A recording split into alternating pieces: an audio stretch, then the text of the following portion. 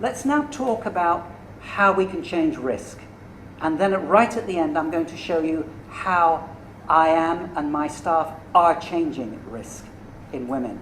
Okay, and that's the thing I'm most excited about. So, what are the things that we know contribute to breast cancer occurrence? We know there's genetic, but what proportion of women who have breast cancer actually have a family history? Does anybody know? And just give me a percentage. What proportion or percentage of women who have breast cancer diagnosed have a family history of it? Yeah, you see, you got that. It's somewhere between 8 and 10%. Most people think it's more. But what does that mean? It means that 92% of women who get breast cancer have no family history. That's a rather sobering thought, isn't it? Because everybody thinks, well, there's no family history, I'm safe. We have to be careful of that one. And then, what are some of the environmental factors? Well, we can talk a bit about estrogens, and we will. Really, this should be a 3-hour talk, I have to tell you. For me to go through all of the aspects in detail, I would need 3 hours. You're not going to get that. You're just going to get a flavor, okay? So estrogens we'll talk about briefly. Aluminium in deodorants. Well, you find aluminium and other heavy metals in breast cancer tissue. What is it doing there? No one's saying it's causal, but there's an association. So it's prudent not to be rubbing aluminium-containing deodorants, this is what I say, in your armpits, ladies, until we know better. And then and then various aspects of lifestyle. We'll skim over these quickly. As you get older, your risk of all cancers increases, unfortunately. Age at first pregnancy. The older you are, ladies, the greater your risk of breast cancer. If you breastfeed, you reduce your risk. If you're overweight, you have increased risk. If you have trauma and radiation to the breast, increased risk. Smoking, alcohol, increased risk. Dietary fat, increases risk. Animal protein, increased risk. Maybe more controversially, dairy can. If you read Jane Plant's book, definitely you'll say dairy increased risk. And emotional factors, last but not least. And the one that is never on that list that you read in the textbooks is this one, nutrient deficiency. 7-8 years ago, I had a major scientific challenge, which was a lot of the ladies who have abnormal thermograms ended up having normal structural scans. In other words, I sent them for an ultrasound or a mammogram even, because that's using mammography as an investigative tool, not a screening tool. Do you see the difference? So the Swiss, by the way, have not banned mammography. They've banned it as a screening tool. They haven't banned mammography, but they use it as an investigative tool, which is where it does have more merit. So a lot of these women who have abnormal thermograms, because it's early detection, you send them for a structural scan, comes back normal. So conventional hat says, nothing to worry about, off you go. We'll wait until something shows on the mammogram, then we'll react. Well, for me, that's an ethical dilemma, knowing what I know. Because if these women are truly at risk, I don't want to wait until something shows structurally in that woman. I need to be proactive and advise her what she can do to take herself off that high risk and normalize her thermogram. Would you agree with that? Yes. Good. Well, I'm going to show you how you do that, right? Because that's what we do. So the important thing I want to emphasize is there are certain nutrients which are critical to breast health, which are largely being ignored by conventional medicine, but should not be ignored by women who are worried about their breasts. So the last part of the talk is going to be focusing on that and me telling you, based on experience, how you can protect your breasts, ladies, and how you can use thermography to demonstrate that high risk is changing to low risk. Okay, so how do we protect breasts? Well, let me firstly show you this slide, which shows a cross-country association between intake of animal fat, and what it shows is that the higher that you go with animal food intake or animal fat intake is the greater the risk of breast cancer.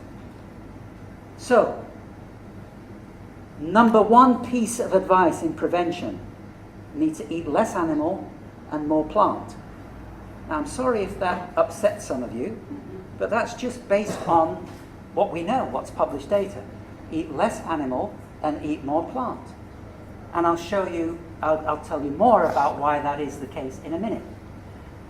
Now this is a very poor slide, I apologize. I tried to find a better one, but I couldn't.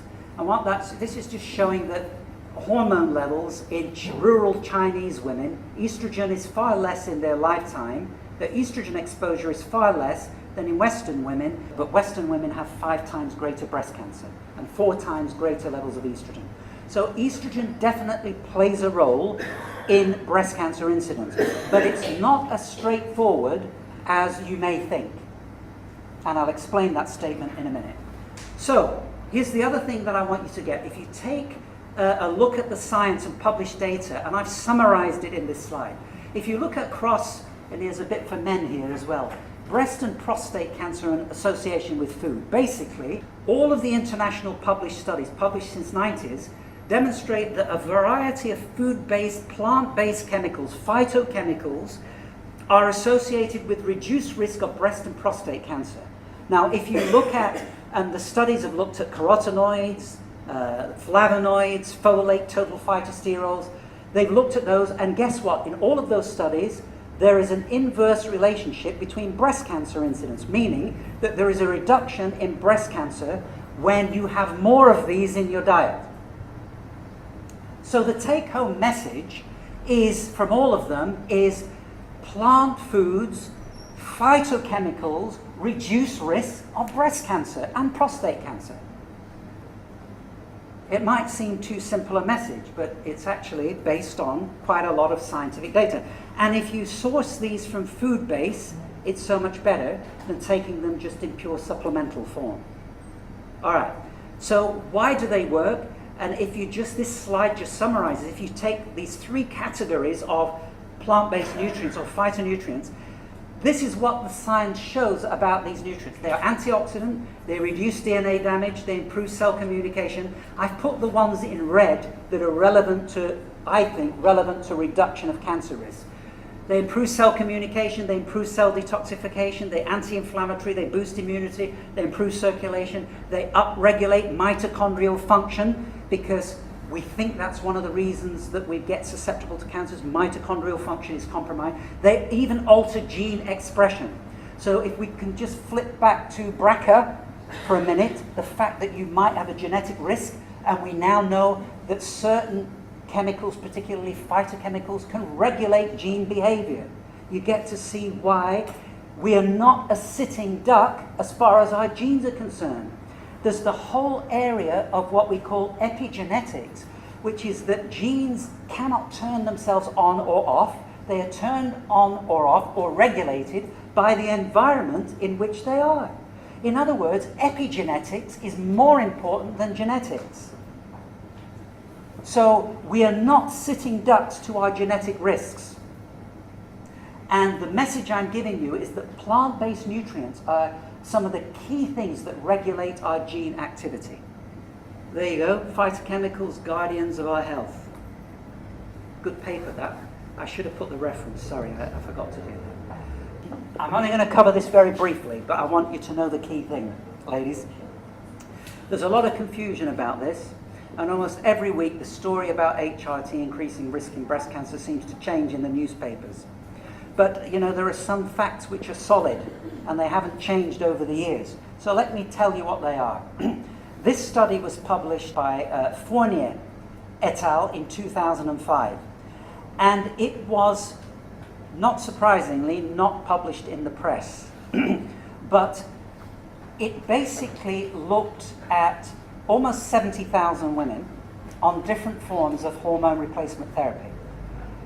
Now, I should tell you that the findings of this study have since been corroborated by other scientists in Europe. But what this study shows tells you the truth of the matter with HRT. And this is 2005. It should have been in the press. When ladies take estrogen alone, there is a slight increased risk of breast cancer. Okay? That's what that shows. So estrogen alone, there is a slight increased risk of breast cancer. When you combine estrogen with a synthetic progesterone, look what happens. You see that? But look what happens when you combine estrogen, estradiol, which is natural estrogen, with natural micronized progesterone. I said progesterone, not progestins. So what the scientific papers call progesterone, they're often talking about synthetic versions of it. In other words, progestins. They're these. Now, when you combine those with estrogen, there is an increased risk of breast cancer. But when you combine estrogen with natural progesterone, guess what, ladies? No increased risk of breast cancer. None. You'd have thought that should have been front page press. But nowhere to be seen. So women can be given HRT safely as long as they're given estrogen with natural progesterone. It would stop the tide of breast cancer that has occurred with HRT. And that's been confirmed subsequently. We all now know, those doctors, and there are some of you in the audience, who prescribe bioidentical hormones to women, we've known this, that natural progesterone protects breasts. And by the way, same study showed the same thing with deep vein thrombosis. When you combine estrogen with natural progesterone, there is no increased risk of thrombosis either. So the culprits are the synthetic progesterones combined with estrogen. That's where the problem is. Now here's the other thing I wanted to show you, ladies. It's not just estrogen, but it's the way your body breaks it down according to your genetics. Because all women will produce either non-toxic estrogen metabolites or toxic. The toxic ones can damage breast and uterus. The non-toxic ones are excreted in the urine. So how much of the toxic and non-toxic you produce is down to your genes, but you can measure that in urine. So if you are a woman who is producing a lot of these toxic estrogens, would you put that person on HRT? You see, that's where this test is not done by doctors routinely, but it should be done when you're contemplating putting a woman on any hormones, especially estrogen, because you want to know how she's going to metabolize it. Is she going to generate toxic estrogen that's going to damage her estrogen-sensitive tissues or not? It's a simple urine test that's available to doctors if they bother to look. So here's the good news, and I want to come off this slide with a piece of good news. Even if you're a toxic estrogen producer, ladies, there is an easy way to switch you to a non-toxic estrogen producer. And this slide is showing something called DIN. DIN is from cruciferous vegetables. And what it does, and what all cruciferous vegetable extracts do, is they influence your gene expression so that you express the enzymes that make you break down estrogen safely, as opposed to this route. And I've seen that time and time again in my own practice. I've seen women go from being toxic estrogen producers to non-toxic over a period of 3 to 6 months, just by switching what they take in nutritionally on a daily basis. Would that reduce their risk of damaging their breast? Absolutely it would. And it's an example of what we call epigenetics or nutrigenomics, where nutrients are influencing gene expression. And this is from the study, or one of the studies that shows this. This is a woman with breast cancer. Here's her surrounding normal tissue, not staining for these toxic 16-hydroxyestrogens, but here's a sample from the breast cancer tissue. And what you see is the cancerous tissue is highly stained for these toxic estrogens, but the surrounding normal tissue is not. So it doesn't mean it's causal, but there's definitely an association that we need to be paying attention to. All right. Nutrigenomics, that's what we're talking about. And it's not only cruciferous vegetables that influence this detoxification. Exercise does it, ladies. Omega-3 does it, and iodine does it. Let's talk about vitamin D for a minute. How many of you in this audience actually know your vitamin D levels? Oh, quite a few of you. How many of you have got estrogen? How many of you got vitamin D levels above 100 in UK units? A few of you. Good. Right. So you ladies are in the protective against cancer zone. If your level is not above 100, and I'll show you a slide in a minute, we can't guarantee that's protecting against cancers, and I'll show you that. So vitamin D is very important to breasts, and here are some of the studies. Both observational studies in humans and animal models support that vitamin D has a beneficial role in cancer prevention and survival. Breast cancer is more common in women with low vitamin D levels. Low levels of vitamin D are associated with more aggressive tumors. All right? What about this study published from Crichton University in 2007? Women who were aged 55, over age 55, I beg your pardon, took just 1,100 units of vitamin D. Now, I would say that's still, in my book, a relatively low dose. I routinely recommend that people take 4,000 to 5,000 units of vitamin D a day with vitamin K2. You must take it with K2, otherwise you end up getting rogue calcification, i.e. calcium deposited where it shouldn't be, lining the arteries or kidney stones. That's not where you want your calcium, you want it in your bones, right? So taking it with K2 means you get bone mineral deposition of calcium and nowhere else. So, followed for 4 years, had highly statistically significant 75% reduction in breast cancer diagnosed after the first 12 months compared with women who took a placebo. Wow! That's a fact that women should know. That by taking vitamin D in decent doses, you're going to protect your breasts. I think women should know that, don't you? What about this? Studies at St. George's Hospital in London show women with low levels of vitamin D in their breast tissue have 4.5 times the breast cancer risk. It's critical that women know this. But people are still, and doctors are still talking about vitamin D as if it only applies to bone health. Not at all. Another study showed that the lower blood levels of vitamin D, the more dense, i.e. more dangerous the breast tissue. So actually low vitamin D is associated with denser breast tissue, which we know is an increased risk. And this is the study published last year, April 2016, looking at not just breast cancer, but the incidence of cancer plotted against doses of vitamin D. Now what you want to see, this line here is where there are low levels of cancer. But you note that you only get to that when your levels are approaching this, right? You follow that? Now that level is equivalent to about 100, 120 in UK units. What is the normal range in the UK? It's 50 to 200. So you see, you could go and see your GP and have a level of 60, and that's passed off as normal. Is that wrong? No, it's correct. You're in the normal range, but you're not in the range that's going to protect you against cancers. You see the problem there is many people are being passed off with normal vitamin Ds that are not optimal and not cancer protective. But people who come to me don't get out of the door, number one, without having their vitamin D checked, and number two, if they're interested in their breast health, if they don't have a level above 100, I make sure they subsequently do for that reason, okay? Vitamin D, how is it working? Interestingly, look, and I haven't got time to dwell on this, the mechanism of action, well, it has a role in regulating cell growth and differentiation. Differentiation is really a process that tells a cell what it's supposed to be, right? So that a breast tissue cell remains a breast tissue cell, that a liver cell remains a liver, etc. It stops the growth of new blood vessels, that could be important. Significant anti-inflammatory effects of vitamin D. It activates genes responsible for programmed cell death, in other words, tells cells when to die. That might be important in turning off cancer cells. It is also able to activate cell differentiation, keeping cells regulated and well behaved. We now know that vitamin D, we think, regulates approximately between 2,000 and 3,000 different genes in the body.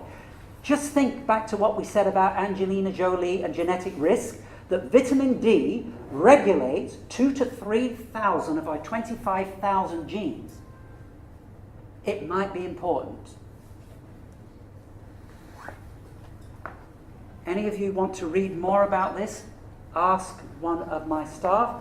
Happily send you this PDF, and I wrote that some years ago. Vitamin D, an underestimated ally. Talks all about this and cites some of the papers that I've referenced if you want the reference material. Now let's talk about iodine, and I'm coming on to my last few slides because I know I've talked a lot. And I did tell you that I could easily span this over 3 hours very easily and go into more detail.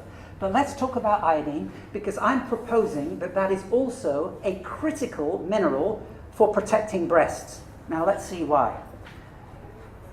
Are we deficient? This is another paper that I wrote, and if you want a copy, see my staff, and I'm happy to send you a copy. Now this, look at, oh, I beg your pardon, let's go back.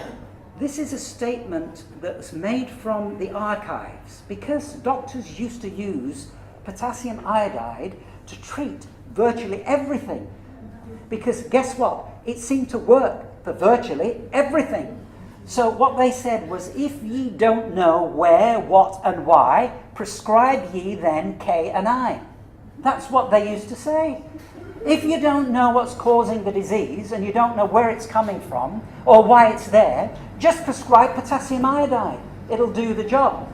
But you know, since the advent of thyroid hormones particularly, the notion that we can use potassium iodide or use iodine and wield it therapeutically or preventatively has gone out the window. In fact, sometimes when you talk about iodine in a medical forum, it's like someone suddenly started talking about leprosy. That's how much iodine has become almost a phobia. It's something you have to avoid. But doctors used to use it routinely. Now, somewhere we went off track. Iodine. Women with goitres, a visible non-cancerous enlargement of the thyroid, owing to iodine deficiency, have 3 times greater risk or incidence of breast cancer. A high intake of iodine is associated with a low incidence of breast cancer, and a low intake with a high incidence of breast cancer. Every cell in the body needs and requires iodine to function normally. David Brownstein has written a lot on iodine. Uses it therapeutically to treat his patients with breast cancer as well. I won't dwell on that. Iodine deficiency strongly implicated in cancers of organs normally having a high iodine presence. For example, thyroid, breast, ovary, prostate, stomach, pancreas, colon, lung, and lung. So not just breast. Sites of rapid apoptosis or programmed cell death in the body are also sites with high iodine levels incidentally. Bernard Eskin published over 80 papers over a 30-year period showing that iodine deficiency was linked with an increased risk of both breast and thyroid cancer. Not me saying it. And then, of course, if you look cross-culturally, Japanese women, their average iodine intake is about 13.8 milligrams a day. And they have one of the lowest incidences of breast cancer on the planet. In addition, Japan has one of the lowest instances of iodine deficiency, goiter, and hypothyroidism. So that matches. Iceland also, they have a high iodine intake, and they also have low rates of goiter and low rates of breast cancer. So there's an association. 2 countries with low iodine intake, Thailand and Mexico, have high rates of breast cancer. So there is something about iodine which is protective of breasts, ladies, in a similar way to vitamin D. How many of you, is this the first time that you've heard that? Oh, so I'm preaching to the converted then. All right, good. Well, it's useful revision then. So what are some of the ways that iodine works? Look at some of the actions that iodine has. First of all, it encourages programmed cell death. In other words, apoptosis in breast cancer cells, that's been demonstrated. So it turns off breast cancer cells. It detoxifies the body from heavy metals, lead and mercury, and also detoxifies the body from xenoestrogens, pesticides, herbicides, and industrial chemicals. And I showed you earlier, ladies, one of the things that detoxifies estrogens is iodine. 10 times more potent than ascorbic acid or vitamin C as an antioxidant. I bet you didn't know that. It affects 43 genes involved with cell cycle, growth, proliferation, and differentiation, and some of those are the estrogen regulation genes. So it's very involved with that. Iodine is also a great alkalizing agent, and it can elevate pH. That might also be a useful mechanism of action.